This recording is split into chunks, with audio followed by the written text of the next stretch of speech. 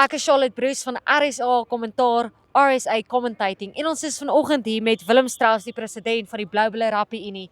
Goeiemôre Willem. Môre. So Willem, voordat ons hierdie ding aanpak, wil ons net graag hoor wat is jou visie en wat beteken hierdie vir jou? Ja, ek dink jy weet uiteraard toe ons die assosiasie en die ooreenkoms aangegaan het met Sibanye-Stillwater vir die Superliga.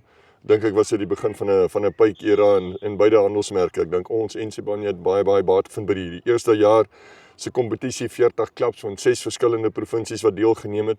So van my kant af wil ek net dank uitspreek teen Sibanye-Stillwater en hulle bestuur vir hulle belegging in klaprugby. En jy weet deur klaprugby te ondersteun verander jy letterlik mense se lewens. Ons het die Cup afdeling gehad en dan die Shield afdeling en ook 'n vroue afdeling en ons wil vir al die vroue afdeling ook groei. Ek hoop ons gaan nog 'n lang paadjie saam stap.